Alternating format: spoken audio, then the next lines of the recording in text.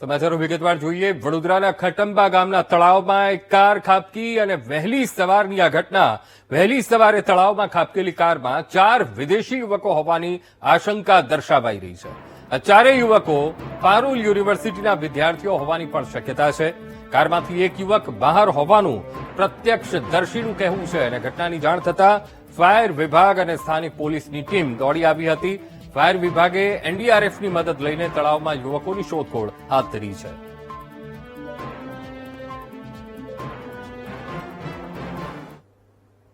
Car તળાવમાં ઘૂસી ગઈ છે। હવે જેવો કોલ મળ્યો છે સ્થાનિકોના કહ્યા અનુસાર અમે અહીંયા સ્થળ પર આવ્યા છે સવારે 6:45 વાગ્યાથી અને શોધખોળ ચાલુ છે।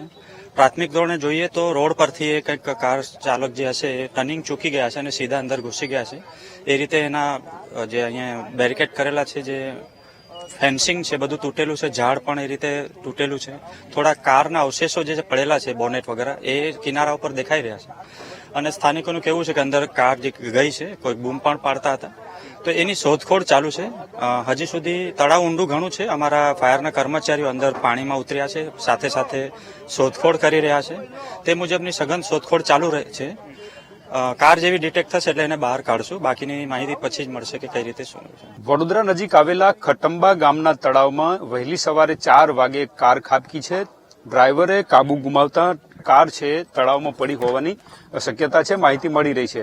વહેલી સવારથી જ જ્યારે સરપંચ દ્વારા ફાયર બ્રિગેડને જાણ કરવામાં આવી, ફાયરની ટીમો છે અહીંયા પહોંચી છે, સવારથી જ કારને શોધવાની કામગીરી છે કરવામાં આવી રહી છે। સ્થાનિક લોકોનું કહેવું છે કે સવારે 4 વાગે આ ઘટના બની, 4 વાગે જ લોકોને જાણ થઈ ગઈ હતી, ત્યારથી જ ગામ લોકો પણ અહીંયા પ્રયત્ન કરી રહ્યા છે। વિદેશી વિદ્યાર્થી હોવાની શક્યતા છે કારમાં અને 4 જેટલા વિદ્યાર્થી હોવાની અત્યારે પ્રાથમિક શક્યતા છે। ફાયર બ્રિગેડ અત્યારે કામગીરી કરી રહી છે। જે એનડીઆરએફની ટીમો છે એમને પણ જાણ કરવામાં આવી છે કારને બહાર કાઢવા માટે અને શોધવા માટે એનડીઆરએફની મદદ પણ લેવામાં આવશે। ખાસ કરીને સરપંચ આપણી સાથે છે, એમની સાથે વાત કરીએ। કમલેશભાઈ, ક્યારે ઘટના બની છે, શું વિગત છે? આજે સવારે 4 વાગે આ ફૂલ સ્પીડમાં આવતા હશે અને અમારે એક સ્થાનિકે જોયેલું છે એને, તે તળાવની ફેન્સિંગ તોડી અને એ લોકો અંદર ઘૂસી ગયા છે।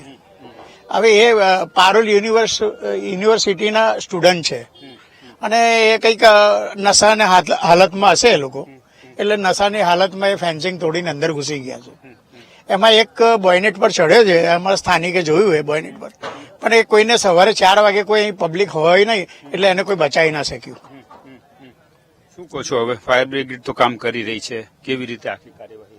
ફાયર બ્રિગેડ કામ કરી રહી છે, અમારે ફોન કરવાથી તરત જ આવી ગઈ છે અને એ શોધખોળ ચાલુ છે। એ નીકળે એટલે તરત જ એનું જે નિરીક્ષણ કરીને સ્થાનિક કોણ છે, નાઇઝેરિયન છે, ઝિમ્બાબ્વેના છે કે પારુલ યુનિવર્સિટીના સ્ટુડન્ટ છે, એ બધું નીકળ્યા પછી ખ્યાલ આવે। કઈ જાણ કરી યુનિવર્સિટીમાં? કારણ કે વિદ્યાર્થીઓ યુનિવર્સિટીમાં જાણ કરેલી છે અને એના એ લોકો બી આવી ગયા છે, સ્થાનિકના સિક્યુરિટીના બધા સાહેબ ને બધા આવી ગયા છે, સિક્યુરિટી આવી ગઈ છે અને એ ચેક કરે છે। સરપંચ દ્વારા યુનિવર્સિટીને પણ જાણ કરવામાં આવી છે કે જે દેશના વિદ્યાર્થીઓ હોય અથવા તો કોણ વિદ્યાર્થીઓ અત્યારે નથી એમની પણ જાણ કરવામાં આવી છે। ફાયર ઓફિસર સાહેબ છે, એમની સાથે વાત કરું છું। સર, શું કહો છો? કયા પ્રકારે કોલ મળ્યો, અત્યારે શું કાર્યવાહી કરી રહ્યા છે? ખટંબા તળાવમાં કાર ઘૂસી ગઈ છે, કાર ગઈ છે એવો બાબતથી કંટ્રોલ રૂમમાં જાણકારી મળી હતી વડોદરા। તરત જ વડોદરાના જે પાણીગેટ ફાયર સ્ટેશન છે, ટીપી ફાયર સ્ટેશન છે, ત્યાંના કર્મચારી અધિકારીઓ ઘટના સ્થળે પહોંચી ગયા છે। હાલ જે તળાવ છે, જે સ્થાનિકોએ જે કહ્યું છે તે મુજબ શોધખોળ કરી રહ્યા છે અને હજી સુધી કાર મળી નથી। સઘન શોધખોળ ચાલે છે। અમારા તરવૈયા પણ અંદર ઉતર્યા છે અને એ રીતે શોધખોળ કરી રહ્યા છે। એનડીઆરએફની પણ મદદ લેવાની વાત છે, જાણ કરી છે? કારણ કે જે રીતે સમય વધારે લાગી રહ્યો છે 3 કલાક, તો સાથે એનડીઆરએફ પાસે પણ અમુક સાધનો હોય તો એમને પણ મેં જાણ કરી છે, એટલે એનડીઆરએફની ટીમ રસ્તામાં છે, પહોંચવાની તૈયારી છે, તો આ પ્રક્રિયામાં એમની પણ જે મદદ મળે લઈ લેશે। એનડીઆરએફની પણ મદદ લેવામાં આવશે, કારણ કે ફ્લડ વખતે, પૂર વખતે અથવા તો ઊંડું પાણી હોય ત્યાં ફાયર બ્રિગેડની સાથે સાથે એનડીઆરએફ પણ વધુ સઘન કામગીરી કરી શકતું હોય છે। અત્યારે તો એનડીઆરએફની ટીમને પણ જાણ કરવામાં આવી છે, એ ટીમ આવી રહી છે।